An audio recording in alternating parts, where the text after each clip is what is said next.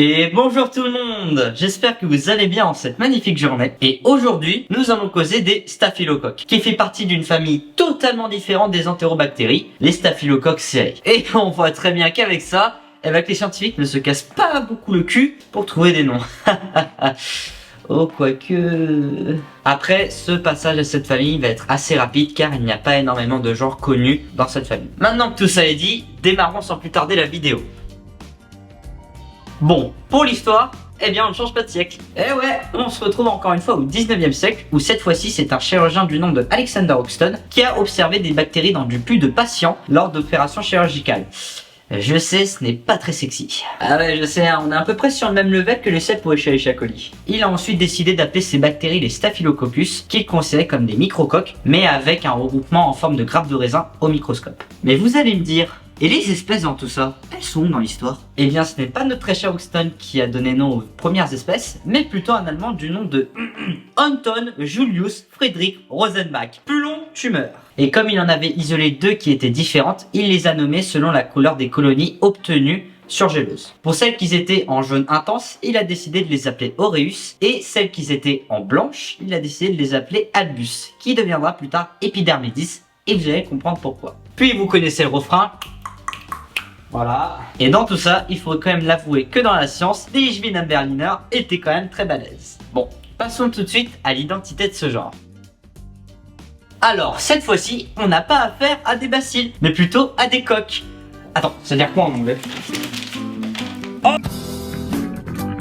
ces bactéries ont une forme de bille ou encore de Malteser. Je vous laisse le choix. Elles sont aussi non sporulentes, immobiles, encapsulées, etc., etc. Cependant, ce genre est un petit peu casse-couille au niveau de la classification car il y a d'autres caractères qui vont déterminer comment on va les classifier. Par exemple, on a la résistance à certains antibiotiques, la présence ou l'absence de coagulase ou encore si elle est hémolytique ou non. Et suivant les caractères que possède l'espèce en question, la classification changera. Bon, après cette partie un petit peu embêtante, enchaînons tout de suite avec la localisation et les rôles.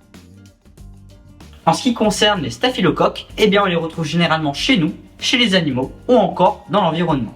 Et pour ce qui est de chez nous, eh bien elles sont localisées à pas mal d'endroits. Par exemple, pour Staphylococcus aureus, on la retrouve généralement dans notre pif, là où l'environnement lui est favorable pour y vivre et ainsi empêcher la colonisation d'espèces pathogènes en faisant de la compétition de nutriments. Ensuite, on a Staphylococcus epidermidis qui est totalement adorable. Et laissez-moi vous expliquer pourquoi. Cette bactérie, qui est présente sur la peau de nos membres supérieurs, a beaucoup d'utilité.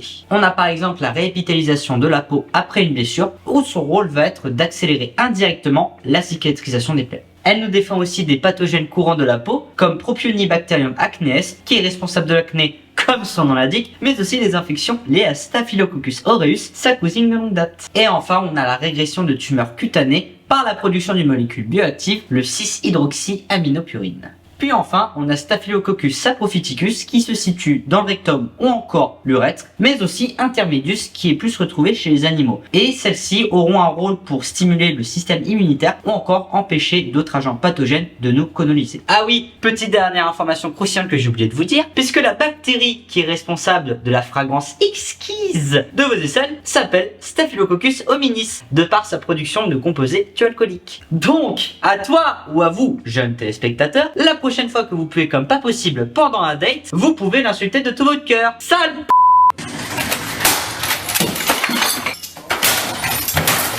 Bon, maintenant, vous vous en doutez bien, causons des dangers.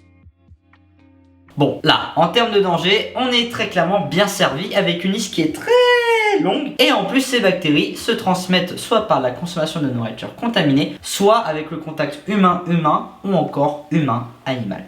Commençons avec Staphylococcus aureus qui, je vous dis, est la championne du monde en titre. De cassage de couilles. En tout cas, dans le genre Staphylococcus. Infection de la peau et des tissus mous, endocardite, ostéomélite, méningite, bactériémie, pneumonie et plein d'autres, sinon ce ne serait pas drôle, hein. Mais même déjà avec ça, on a déjà la squad gagnante pour nous faire chier. Certains préfèrent prendre leurs précautions. Avant, je les lave que avec de l'eau. Maintenant, c'est au javel aussi. On a aussi notre Epidermidis, hein, cette traîtresse, qui est généralement associée aux infections nosocomiales, car elle a la capacité de contaminer du matériel médical et ainsi créer ce qu'on appelle des biofilms. Donc c'est quand même que dans certaines conditions. On peut quand même un petit peu la pardonner à moitié. On enchaîne ensuite avec la très chère Saprophyticus qui est très souvent responsable d'infections urinaires non compliquées chez la femme. Mais attention, elle peut aussi faire chez les hommes, avec des cas d'urétrite ou encore d'épidymite. Puis enfin, n'oublions pas les animaux, où le meilleur ami de l'homme et l'homme lui-même sont touchés par intermédius, par des infections suppurées ou encore avec des cas de bactériémie. Et bien évidemment, vous l'aurez bien deviné, ce pouvoir pathogène est bien évidemment dû à des facteurs de virulence. Et là, on sort l'artillerie lourde du côté des Staphylococcus, mais plus particulièrement chez Aureus. Des adhésines permettant d'adhérer aux cellules, la protéine staphylococcique A qui empêche la phagocytose, des exoprotéines qui regroupent les toxines, les enzymes comme la coagulase, les protéases, les lipases et bien d'autres, sinon je vais en vomir. Puis enfin, il y a aussi une antibiorésistance très élaborée du côté des staphylocoques, comme si ce n'était pas assez. Terminons maintenant cette vidéo en beauté avec les fameuses applications. Bon, on a vu précédemment que même si les staphylocoques peuvent être gentils, et j'appuie bien sur les guillemets, eh bien elles ont un côté méchant. Mais ça ne leur empêche pas de nous être quand même utiles, et heureusement pour elles. Par exemple, on a la SPA, et je parle pas des animaux, de chez Staphylococcus aureus, qui peut être utilisée dans le traitement de certaines maladies auto-immunes, car la protéine peut se lier à certains complexes humains. Et ouais, malheureusement même nos propres défenses peuvent nous jouer des mauvais tours, et de très mauvais tours. Ah oui, et pour revenir sur Staphylococcus aureus, elle peut être utilisée en immunologie clinique en tant que réactif.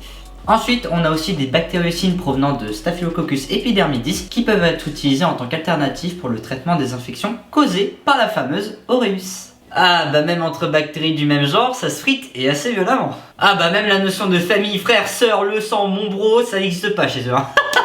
Bon, pour revenir aux applications, on a aussi des souches de Saprophyticus qui peuvent être utilisées pour la production de biosurfactants qui peuvent avoir des fins thérapeutiques ou encore biomédicales. Puis enfin, pour terminer cette partie, on a aussi les phages de Staphylococcus aureus et d'Epidermidis qui peuvent être utilisés pour la phagothérapie qui est une alternative de l'antibiothérapie. C'est maintenant que s'achève la fameuse vidéo sur nos magnifiques staphylocoques. Coucou, tu te souviens de moi? Oh putain, je vais te démarrer! Mais tu m'avais dit que j'étais mignonne! Je m'en fous! Et surtout, n'oubliez pas de vous abonner et de checker la description pour plus d'informations sur le sujet. Puis aussi d'activer la cloche des notifications pour ne louper aucune vidéo. Et sur ce, je vous dis à la prochaine vidéo et tchuss!